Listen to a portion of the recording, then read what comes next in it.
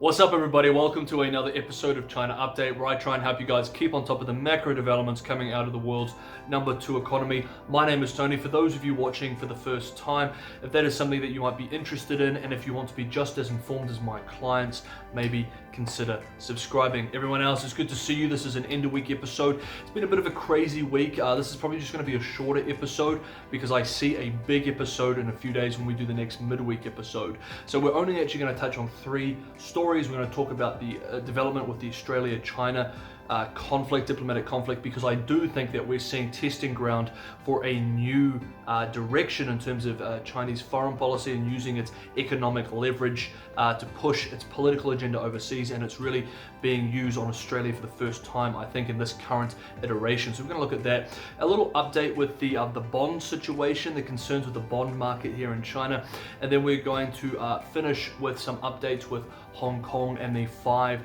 Eyes Alliance's response to developments in Hong Kong, and then the Chinese side's response to that response. As always, if you enjoyed the episode, it's a massive help if you smash the like button. My Patreon details are below for anyone who wants to go the extra mile. But with all that said and done, let's just jump into this week's shorter than usual China update. Okay, first up, Australia. In the last episode, we talked about Chinese Foreign Ministry spokesperson Zhao Lijian's response, or his response to reporters rather, where he identified some of the disputes in the China-Australia relationship from Beijing's perspective. Well, if that wasn't clear enough, the following day on Thursday, it was reported that a dossier of 14 disputes was handed over by the Chinese embassy in Australia to Australian media outlets. The dossier included the line, quote, "If you make China the enemy, China will be the enemy," end quote. The list is very telling. The list of these disputes is very telling and important, not just for Australia, but for any nation that has trade exposure to the People's Republic of China. The nature of the disputes identified in the dossier signals that the PRC has greatly expanded the scope of what behavior would justify the use of economic coercion from Beijing's perspective. Economic coercion is now no longer reserved only for responding to perceived threats to core interests. The list includes human rights criticism, South China Sea stance, spreading US disinformation, Belt and Road disinterest, think tank activity, People's Republic of China journalists, scrutiny of Chinese or PRC investment into Australia, Huawei, laws to protect against foreign interference in domestic political activities, visa and immigration issues, the COVID inquiry, which Australia called for several months ago, reporting cyber attacks, criticism of the CCP, media behavior, and others. The list is revealing. It shows that the People's Republic of China holds countries responsible for the actions of their free societies and civil activity, and also takes issue with actions that it does itself. That is, it takes issues with the actions of other countries that the People's Republic of China takes itself. For example, the PRC limits foreign investment, particularly of technology companies. Google and others were banned many years ago for national security reasons, many years before governments around the world started becoming concerned with Huawei. China also limits foreign involvement in its politics and condemns interference in its internal affairs. China also erects much stricter visa barriers and allows almost no immigration to the country. It condemns other countries and also behaves in other ways that were identified as problematic in this dossier. The demands thus suggest that Beijing does not view Australia and China as equal sovereign nations, but rather Australia as a middle power which needs to behave itself if it wants continued access to the mainland market, a very illiberal position. Director of the Brookings China Institute, Rush Doshi, pointed out, quote, "Some of these complaints ask Australia to effectively surrender partial sovereignty. The PRC is saying Australia must allow states like Victoria to run their own foreign policy, allow PRC interference in politics, allow Huawei access, not restrict investment, and not report cyber attacks," end quote. On Thursday, Foreign Ministry spokesperson Zhao Lijian spoke out about the list, saying, quote, "The Australian side is very clear with the crux of the deteriorating bilateral ties. The root cause is Australia's repeated wrong acts and remarks on issues concerning China's core interests and major concerns, as well as its provocative and confrontational actions. Those who have caused problems should be the one to solve problems. The Australian side should take concrete actions to correct their mistakes."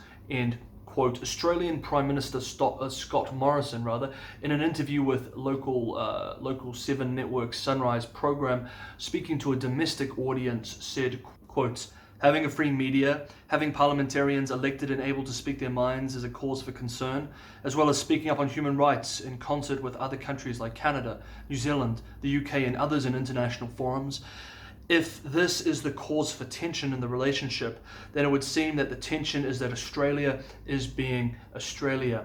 End quote. In a separate statement, he said, quote, "Our democracy is not up for trade. Our sovereignty is not up for trade." End quote. People's Republic of China state media produced a lot of commentary on this list, this dossier that was released this week. Interestingly, a lot of this commentary is primarily in English and not in Mandarin. For example, quote, "Cold War mentality and ideological prejudice are poisoning Sino-Australian relations. Some anti-China politicians and media in Australia have tried their best to concoct lies to discredit China, stir up hatred of China, and cause serious interference to the bilateral relations." End quote. And in another example, quote, "On the one hand, the anti-China forces in Australia hope to take the China Express to obtain economic benefits from China. On the other hand, they stick to the Cold War mentality and try their best to demonize China and do not hesitate to kidnap national interests for this purpose." End quote. Local Australian media quoted a Chinese embassy official who said China would use, quote, "international bodies to talk up Indigenous Australians and treatment in aged care." End quote. In an interview on Thursday, Chun Ying-wo, a retired Korea diplomat who served as a national security advisor to the previous South Korean president from 2010 through 2013, spoke on how South Korea also learned the hard way that the Chinese market access comes with a price that they were not willing to pay. Quote, "THAAD was an eye-opening event that made us see China for what it is, not the benign vision we'd wanted to see. The naive and romantic views we previously held, China shattered those illusions for us." End quote. Next up, I wanted to have a quick update regarding the bond debt mess that we discussed in detail in the last episode. If you click up here, I'll actually go through to the last episode and we give a lot of context and background regarding what is an interesting development in the debt bond markets in China and concern as certain state-owned enterprises are defaulting for the first time, something that has caused some shock to investors who believe that SOEs are typically implicitly backed by the government. There is some debate as to what is actually going on behind the scenes here, with many experts suggesting that the government and regulators are trying to get some fiscal discipline in the investment markets, but there is a lot of risk involved with this. Like I said, click that if you're interested. We go into detail with that. I just wanted to use this opportunity to give a bit more detail based on the last episode. There's a wonderful piece that was produced by Rhodium Group. They do a lot of wonderful work that looks at financial markets in China. I just wanted to quote a couple of pieces from this report. I've included the report, which is not very long, it's only a few pages, in the description below, and you can read a lot of this in detail. But I think it was worth quoting these few passages here to give more context to the conversation we had on Wednesday, Thursday, depending on where you are in the world, when we were talking about this issue, because I do think this is a very, very important issue that we need to keep our eyes on, even though it's not very sexy to be following bond markets. But here we go. Quote, "Around a decade ago, a Chinese government economist described to me in very blunt terms the dilemma authorities faced in tackling China's pervasive moral hazard problem tied to local government debt.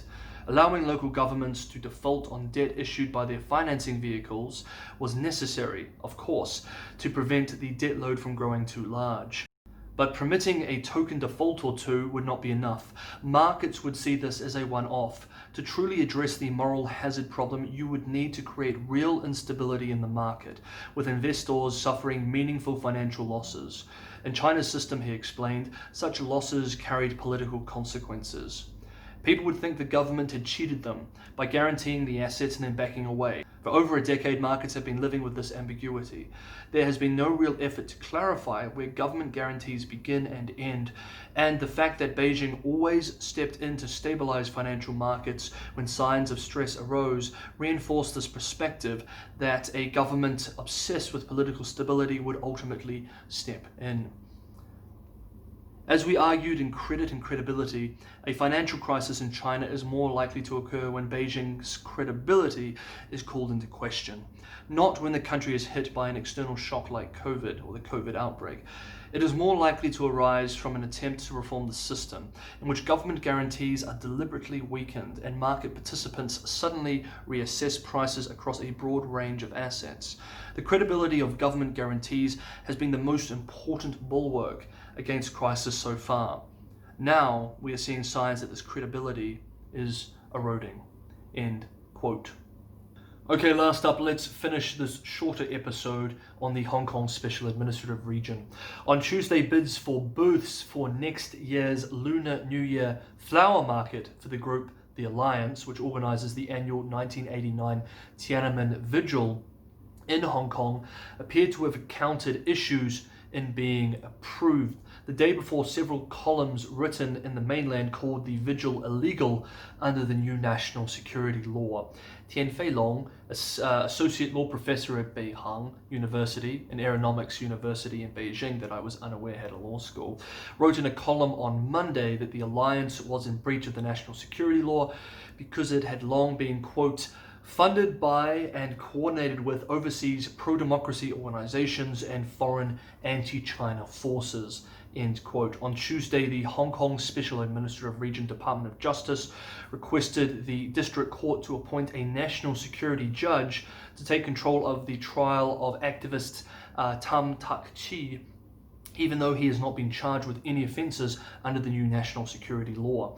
Prosecutors told local media that they didn't intend to lay any charges against Tam under the national security law, but that a national security judge is best positioned to oversee the trial.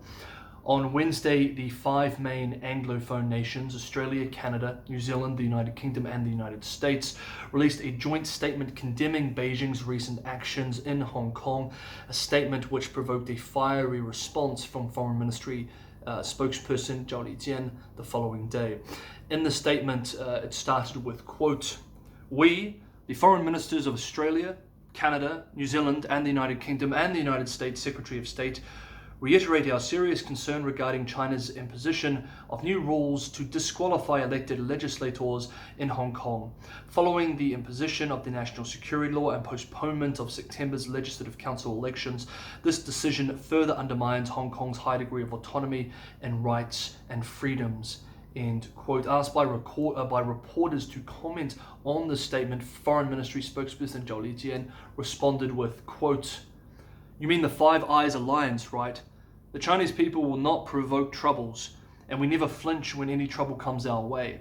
No matter how many eyes they have, 5 or 10 or whatever, should anyone dare to undermine China's sovereignty, security, and development interests, be careful not to get poked in the eye."